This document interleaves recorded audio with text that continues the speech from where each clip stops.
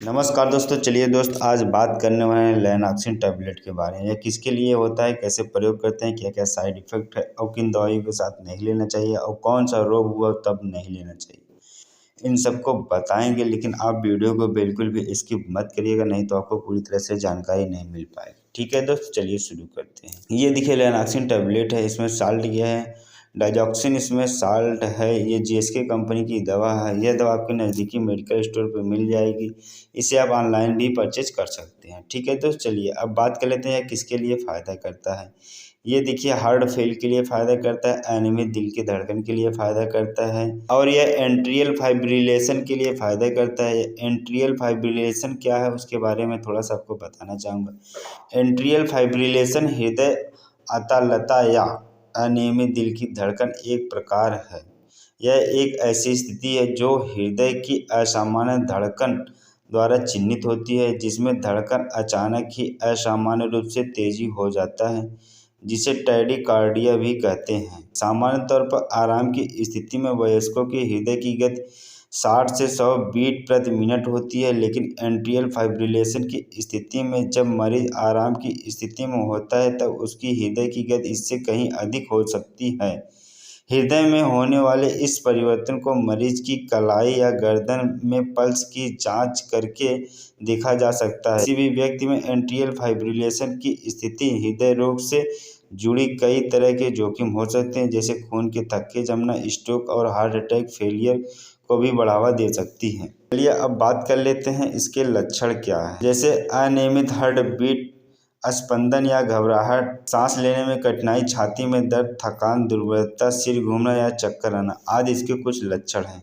चलिए अब बात कर लेते हैं इसके कारण क्या है। जैसे हाई ब्लड प्रेशर, कोरोनरी धमनी रोग, हृदय में वाल्व अनियमित होना, जन्मजात हृदय दोष, हार्ट अटैक या हार्ट फेलियर, फेफड़े से जुड़ी कई बीमारियां जैसे सीओपीडी, बढ़ती उम्र, डायबिटीज, मोटापा, धूम्रपान, शराब की लत, hyperthyroidism, chronic kidney disease, hypertrophic cardiomyopathy, sick sinus syndrome आदि इसके कुछ कारण हैं। चलिए दोस्त और देखिए ये मायोकार्डिटिस के लिए फ़ायदा करता है। मायोकार्डिटिस क्या है उसके बारे में थोड़ा सा मैं बताना चाहूँगा आपको। मायोकार्डिटिस में दिल की मांसपेशियों में सूजन व लालिमा आने लगती है। इन मांसपेशियों को मायोकार्डियम कहा जाता है। मायोकार्डिटिस आपके हृदय के इलेक्ट्रिकल सिस्टम को प्रभावित कर सकता है, जिसमें दिल की खून पंप करने की क्षमता कम हो जाती है और दिल की धड़कन अनियमित हो जाता है। मायोकार्डिटिस आमतौर पर वायरल इन्फेक्शन के कारण होता है, लेकिन कुछ प्रकार की दवाइयां या सामान्य सूजन व जलन संबंधी समस्याएं के परिणाम स्वरूप भी हो सकती है। इसके संकेत व लक्षण में छाती में दर्द, थकान, सांस फूलना और दिल की धड़कन अनियमित हो जाना आदि शामिल है। चलिए अब बात कर लेते हैं कि इसके लक्षण क्या है। जैसे छाती में दर्द, हृदय की धड़कन तेज या अनियमित होना, कुछ काम करते समय, आराम करते समय सांस फूलना, पैर टखने और टांगों में सूजन के साथ साथ फ्लूइड रिटेंशन होना, थकान, वायरल इन्फेक्शन से जुड़े कई संकेत व लक्षण, सिर दर्द, शरीर में दर्द, जोड़ों में दर्द, बुखार, गले में दर्द, दस्त आना आदि। चलिए दोस्तों अब बात करें इसका प्रयोग कैसे करते हैं। इसको देखिए नाश्ते के बाद एक गोली रोज लेना होता है, लेकिन आप इसे डॉक्टर के सलाह के अनुसार ही लें, क्योंकि ये हार्ट प्रॉब्लम के लिए बात की जा रही है और सभी समस्याओं के लिए बात की जा रही है। तो इस दवा का प्रयोग करने से पहले डॉक्टर से सलाह जरूर लें। ठीक है दोस्त, चलिए अब बात कर लेते हैं इसके साइड इफ़ेक्ट क्या है। जैसे चक्कर आना, पेट में दर्द, मतली, उल्टी, दर्द, त्वचा पर लाल चकत्ते निकलना, उलझन, डिप्रेशन, चिंता आदि इसके कुछ साइड इफ़ेक्ट देखे गए हैं। अगर ये सब साइड इफ़ेक्ट दिख रहे हैं तो आप इस दवा को लेना बंद कर दीजिए, डॉक्टर से सलाह ले लीजिए, तभी इस दवा को लीजिए। ठीक है दोस्त, चलिए अब बात कर लेते हैं कि क्या गर्भवती महिला इस दवा को ले सकती हैं। तो दोस्त गर्भवती महिला इस दवा को बिल्कुल भी नहीं ले सकती। और क्या स्तनपान कराने वाली महिला इस दवा को ले सकती हैं। तो दोस्त स्तनपान कराने वाली महिला इस दवा को ले सकती हैं।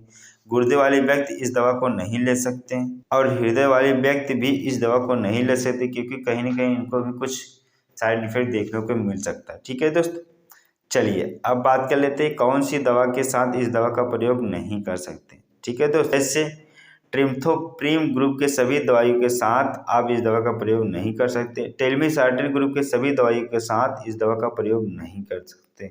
सस्निलकोलिन ग्रुप के सभी दवाइयों के साथ इस दवा का प्रयोग नहीं कर सकते। स्पाइरोनोलैक्टोन ग्रुप के सभी दवाइयों के साथ आप इस दवा का प्रयोग नहीं कर सकते।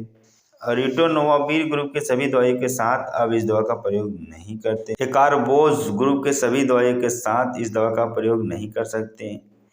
एडिफ्लोवीर ग्रुप के सभी दवाइयों के साथ इस दवा का प्रयोग नहीं कर सकते। वेलसर्टेन ग्रुप के सभी दवाइयों के साथ आप इस दवा का प्रयोग नहीं कर सकते। ठीक है दोस्त, चलिए अब बात कर लेते हैं कौन से बीमारी से ग्रसित हो तो आप इस दवा को प्रयोग नहीं कर सकते। जैसे मंद नाड़ी, हाइपरथायरॉयडिज्म, कैल्शियम की अधिकता, लीवर रोग, हाई ब्लड प्रेशर। अगर यह सब बीमारी हुई है तो आप इस दवा का प्रयोग नहीं कर सकते। ठीक है दोस्त, चलिए बताना चाहूँगा यह जानकारी ऑफलाइन और ऑनलाइन के माध्यम से बताई गई है। मेरे माध्यम से बताई गई किसी भी दवा का प्रयोग करने से पहले एक बार अपने नज़दीकी डॉक्टर से सलाह लेके ही तभी उस दवा का प्रयोग करें, अदरवाइज उस दवा का प्रयोग ना करें। ठीक है दोस्त, वीडियो अगर अच्छी लगे तो हमारे चैनल को सब्सक्राइब करिएगा, बेल आइकन दबा दीजिएगा ताकि सबसे पहले नोटिफिकेशन आप तक पहुंच सके। अभी के लिए टाटा बाय बाय।